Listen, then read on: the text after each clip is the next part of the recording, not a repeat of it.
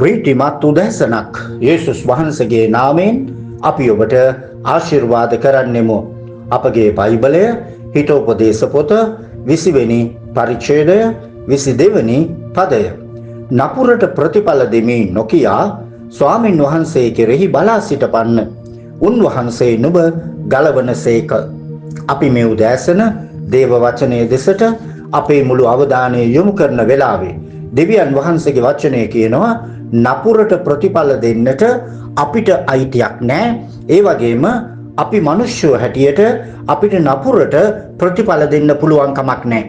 දැන් අපි දන්නවා අපේ ජීවිතවලට විවිධාකාර නපුරු දේවල් කළා වූ මනුෂ්‍යයන් බොහෝමයක් ඉන්න පුළුවන්. සමහර වෙලාවට අපි රැකියාව කරන ස්ථානයේ පුද්ගලයෝ වෙන්නට පුළුවන්. එහෙමත් නැත්නම් අපේ සමාජයේ අපේ අසල්වාසීන් අපේ ජීවිතවලට විරුද්ධව විවිධාකාර විදිහට නපුරු දේවල් කරනවා වෙන්නට පුළුවන්. තවත් සමහර වෙලාවට අපේ සහෝදරයන්, ඒ වගේම අපේ පවුලේ අය, ඒ වගේම අපේ හිත මිතුරන් අපිට ළඟින් සමීපව ඉන්න බොහෝ අය අපේ ජීවිතවලට විරුද්ධව නපුරු දේවල් කරන්න පුළුවන්. හැබැයි අපේ හදවතේ විවිධාකාර චේතනාවන් ඇති වෙයි ඒ අය ඒ නපුරු දේවල් කරන විට. අපි සමහර වෙලාවට ඒ අය ගැන පරිගැනීමක් කරන්න, එහෙම නැත්නම් අපි වෛරයක් තියාගෙන, තිට්ටකමක් තියාගෙන විවිධාකාර හැඟීම් අපේ හදවත තුළ අපි තබාගෙන ඉන්න පුළුවන්. දැන් දෙවියන් වහන්සේගේ වචනේ කියනවා අපි කිසිම වෙලාවක නපුරුකම් කරන මනුෂ්‍යයන්ට අපි ප්‍රතිඵල දෙන්න යන්න නරකයි. දේව වචනේ අපිට සඳහන් කරන්නේ අපි දෙවියන් වහන්සේත් එක්ක ජීවත් වෙන වෙලාවේ අපිට විරුද්ධව නපුරුකම් කරන මනුෂ්‍යයා ඒකේ ප්‍රතිඵලය ඒ පුද්ගලයා විසින්ම කපා ගන්නට යනවා. දැන් බයිබලයේ අපිට උගන්වන වැදගත් සත්‍යතාවයක් තිබෙනවා. ඒක තමයි මිනිස්සෙක් වපුරන දේ ඒ මනුෂ්‍යයා කපා ගන්නට යනවා.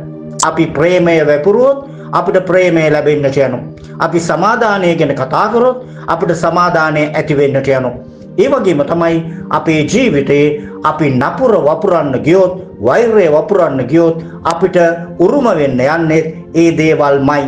ඒ නිසා දේව වචනේ හැම වෙලාවෙම අපිට උගන්වලා තිබෙන්නේ අයහපත් දේවල් කරන මනුෂ්‍යයන්ට යහපත් දේ කරන්න කියලා. අපිට කොහෙවත් කියලා නැහැ නපුරට නපුර කරන්න කියලා. දැන් අපි හැම වෙලාවෙම දැනගන්න ඕන දෙවියන් වහන්සේව දැනගත්ත මිනිස්සෙක් හැටියට අනිත් මනුෂ්‍යයා අපිට නපුරුකම් කරනවා නම් ඒ මනුෂ්‍යයා දිහා දෙවියන් වහන්සේ බලාගෙන ඉන්නවා. දෙවියන් වහන්සේ ඒ මනුෂ්‍යයාට අදාළ වෙන, එහෙම නැත්නම් ඒ මනුෂ්‍යයාගේ ප්‍රතිඵලය දෙවියන් වහන්සේ විසින් ඒ මනුෂ්‍යයාට ලබා දෙන්නට යනවා.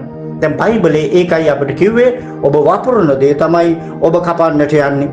දැන් අපිට තිබෙන්නේ එක දෙයයි කරන්න. එහෙනම් ස්වාමින් වහන්සේ කෙරෙහි අපි බලා සිටින වෙලාවේ මෙන්න උන්වහන්සේ දෙන්නා වූ නිදහස, උන්වහන්සේ දෙන්නා වූ විසඳුම අපි අත්දකින්නට යනවා. දැන් අපේ ජීවිතයේ තිබෙන වැදගත්ම දේ තමයි අපිට අමාරු කාරණාවලදී, අපේ ජීවිතේ අපිට විසඳුමක් නැති වෙලාවෙදී, අපිට කර කියා ගන්නට දෙයක් නැතුව අපි ජීවත් වෙන වෙලාවෙදී අපිට තිබෙන්නේ එක දෙයයි. දෙවියන් වහන්සේ දිහා අපි බලාගෙන ඉන්න ඕන. මොකද දේව වචනේ කියනවා උන්වහන්සේ ධර්මිෂ්ඨ දෙවියන් වහන්සේ. උන්වහන්සේ නපුරු කරන මනුෂ්‍යයාට ප්‍රතිඵල දෙන දෙවියන් වහන්සේ. ඒතර අපි දෙවියන් වහන්සේ දිහා බලාගෙන ඉන්නකොට උන්වහන්සේ අපිට අවශ්‍ය කරන විසඳුම උන්වහන්සේ ලබලා දෙන්නට යනවා. දැන් මේ නිසා තමයි දේව වචනේ කිව්වේ සටන දෙවියන් වහන්සේගේ ජය අපිටයි. ඒතර අපි උදෙසා දෙවියන් වහන්සේ සටන් කරන්න නම්, අපි ජය ලබන්න නම් අපි දෙවියන් වහන්සේගේ වචනේ, උන්වහන්සේ උගන්වපු ප්‍රතිපත්ති මත, අපි දේව වචනය මත අපි ගොඩනැගිච්ච මිනිසෙක් වෙන්නට ඕන. දැන් මෙතන අපිට කිව්වේ උන්වහන්සේ කෙරේ බලා සිටින්න, උන්වහන්සේ අපිට අවශ්‍ය කරන විසඳුම දෙන්නට යනවායි කියලා. ඒ නිසා මේ උදෑසන අපිට තිබෙනව බලාපොරොත්තුවක්. අපි තවත් නපුරට නපුර කරන මිනිසයන් නොයි. අපි නපුරු දේ දැක්කම අපි දෙවියන් වහන්සේට ඒ කාරණය බාර කරන්නට ඕන. අපිට විරුද්ධව මනුෂ්‍යයන් මොනතරම් නපුරු දේවල් කරත් දෙවියන් වහන්සේට අපි ඉඩ හරිමු ඒ මනුෂ්‍යයන් වපුරන දේ ඒ මනුෂ්‍යයන් විසින්ම කපා ගන්නට. මොකද දෙවියන් වහන්සේ යමක් කරනකොට මනුෂ්‍යයෙක් යමක් කරනවට වඩා එතන වෙනසක් තිබෙන්නට යනවා. ඒ නිසා මේ උදෑසන ඔබේ ජීවිතය ඔබ දෙවියන් වහන්සේ කෙරෙහි බලා සිටින මිනිසෙක් බවට පරිවර්තනය කරගන්න මේ සිතුවිල්ල සමග මේ දවසේ අපි උන්වහන්සේගේ දෑතට බාර වෙමු. අපි යාඥා කරමු. ජීවමාන දෙවි පියාණනි, අපි ඔබ වහන්සේට ගෞරව කරනවා. ඔබ බලවන්ත දෙවියන් වහන්සේ නිසා ඔබ ජීවමානව සිටමින් මනුෂ්‍යගේ සිද්ධ සිතුවිලිද විමසන්නා වූ දෙවියන් වහන්සේ ඔබයි.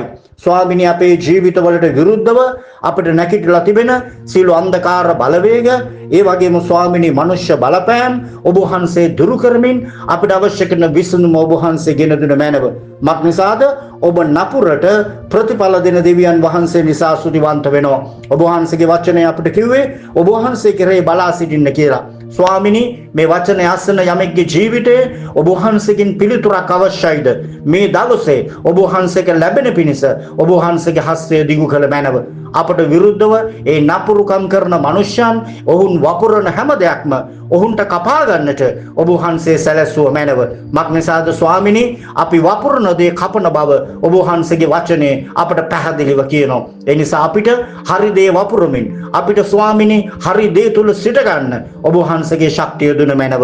මේ වචනය අසන සිළු දෙනාගේ ජීවිත අපි ඔබ වහන්සේට බාර කරනවා. මේ උදෑසන ඔබ වහන්සේ බාරගෙන ආශිර්වාද කළ මැනව.